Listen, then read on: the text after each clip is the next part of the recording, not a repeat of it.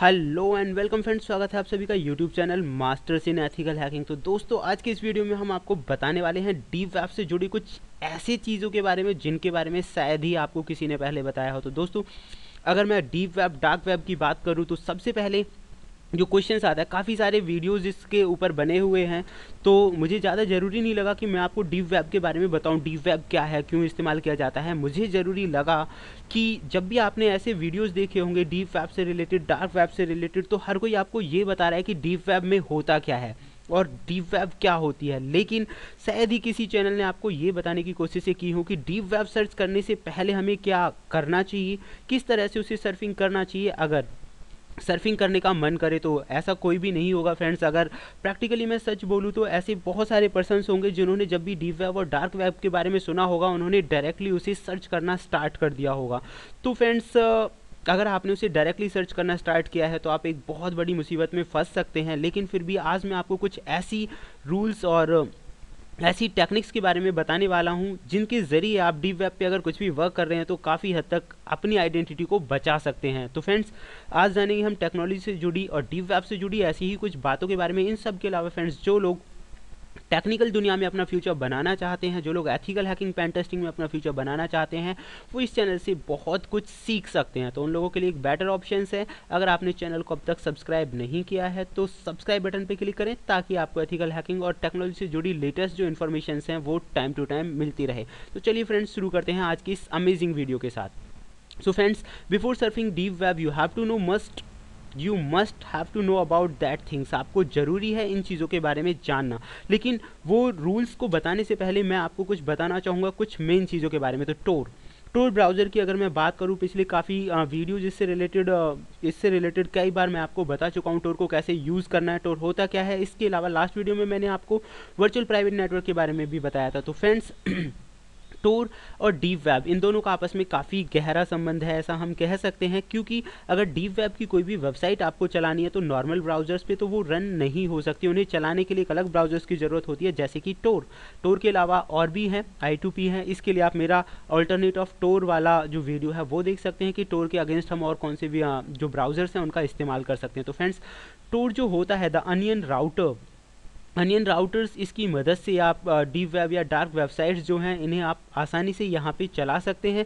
सबसे ज़्यादा जो मेन पर्पस होता है हमें अपनी आइडेंटिटी का होता है। अगर हम कोई भी चीज़ सर्फिंग कर रहे हैं, क्योंकि डीप वेब पे कोई भी चीज़ सर्फ करना इलीगल माना जाता है, और उन चीज़ों पे अगर आप कुछ भी एक्टिविटीज़, अपनी प्रतिक्रियाएं देते हैं तो कुछ भी गलत चक्कर में फंस सकते हैं, मतलब आप फंस सकते हैं इलीगल एक्टिविटीज़ के अंदर। तो फ्रेंड्स, आईपी को छुपाने के लिए टोर से बेहतर ऑप्शन शायद टोर, अगर मैं कहूँ कि गॉडफादर हम इसे कह सकते हैं ज़्यादातर ब्राउज़र्स के मामले में, और डीप वेब सर्फिंग के मामले में ये गॉडफादर है। एंड इससे आपकी जो आइडेंटिटी है वो काफ़ी हद तक छुप जाती है। और दूसरी सबसे अच्छी अगर मैं बात करूँ, आपकी लोकेशन को कोई भी व्यक्ति अगर ट्रैक और ट्रेस करता है तो वो कुकीज़ की मदद से करता है, जबकि टोर पे कुकीज़ की जो फैसिलिटी है वो नहीं होती।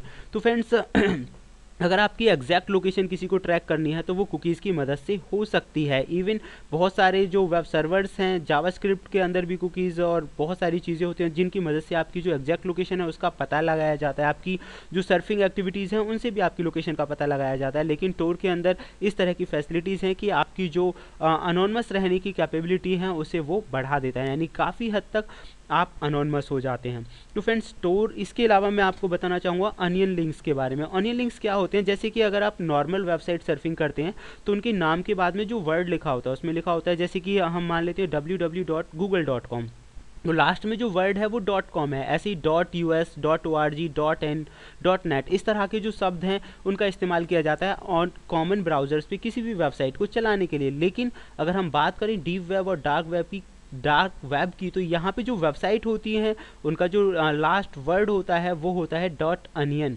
.onion is the TLD of dark web. तो डार्क वेब की जो वेबसाइट्स हैं उनका जो हम कहें कि भाई लास्ट जो डोमेन नेम है वो एंडिंग्स होता है .onion से।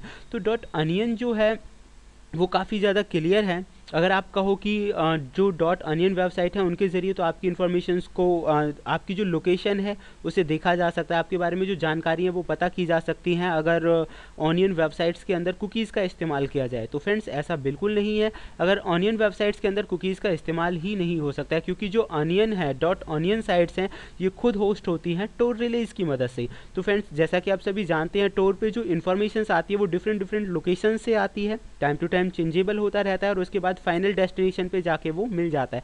इसीलिए इसकी जो एग्जैक्ट लोकेशन है वो पता लगा पाना काफ़ी डिफरेंट है। इन सब के अलावा जो अनियन साइट्स होती हैं इनकी दो तरह की कीज़ होती हैं, पब्लिक एंड प्राइवेट कीज़। और जब भी आप डीप वेब के अंदर कोई भी वर्क करते हैं तो आप सिर्फ पब्लिक कीज़ के ही ज़रिए उस वर्क को कर पाते हैं, प्राइवेट कीज़ के बारे में आपको नहीं पता होता।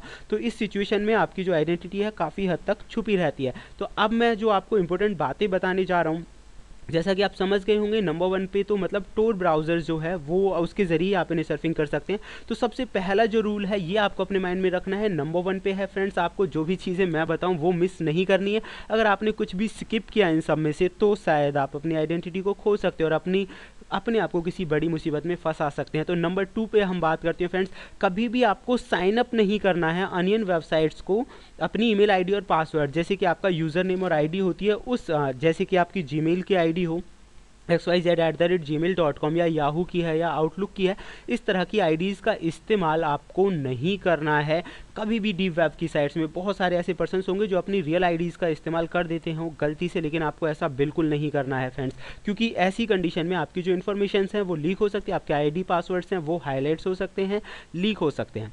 नंबर 2, अब आपके माइंड में क्वेश्चन आ रहा होगा कि अगर हमें अपनी ऐसी ईमेल आईडी और पासवर्ड नहीं इस्तेमाल करनी तो कौन सी ईमेल आईडी और पासवर्ड काम करेंगे। तो फ्रेंड्स इसका सॉल्यूशन है सिगेंट नाम की। जैसे कि आप जीमेल चलाते हैं ऐसे ही डार्क वेब का जो जीमेल है, अगर मैं कहूँ इनडायरेक्टली वे में कि भाई जीमेल की तरह की ही कोई और दूसरी फैसिलिटी है डार्क वेब पे, तो फ्रेंड्स उसका नाम है सिगेंट।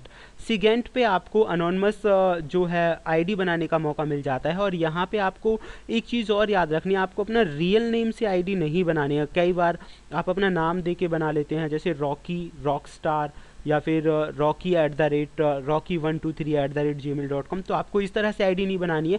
आप एग्जांपल में देख सकते हैं, आपको आईडी बनानी है शॉर्टकट कीवर्ड से, जैसे कि यहाँ पे लिखा हुआ है S4MP131D@sigent.org। तो ये जो फ्री आपको जो मिलता है, फ्री ईमेल अकाउंट आपको मिल जाता है, इसके साथ साथ 50 MB का स्पेस भी मिलता है। तो कभी भी आपको अपनी ईमेल आईडी इस्तेमाल नहीं करनी, अगर ईमेल आईडी बनानी है तो आप सिगेंट का इस्तेमाल करें। नंबर 3 पे हम बात करते हैं फ्रेंड्स, अपने माइंड को क्लीन रखना है। जैसा कि डीप वेब और डार्क वेब के बारे में आपने बहुत कुछ सुन रखा होगा, यहाँ पे आपको याद रखना है कि कोई भी इलीगल एक्टिविटीज़ में आप इंक्लूड ना हो, क्योंकि अगर आप ऐसा करते हैं तो अपने आप को एक बहुत बड़ी मुसीबत में फंसा सकते हैं। तो आपको किसी भी इलीगल एक्टिविटीज़ में अपने आप को इंक्लूड नहीं करना है।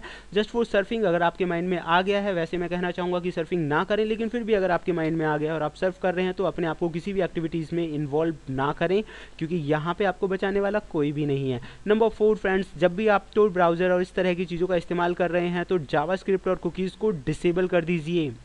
एंड सबसे ज़्यादा जो इंपॉर्टेंट बात है वो मैं आपको बताना चाहूँगा, कभी भी डीप वेब को अपनी जो विंडोज़ हैं जैसे कि विंडोज़ 7, 8, 10 इन पे कभी भी आप सर्फ ना करें, क्योंकि अगर आप ऐसा कर रहे हैं तो फुलिश वर्क है, एकदम पागलपंती वाली चीज़ें हैं, आपको इस पर कभी नहीं करना चाहिए।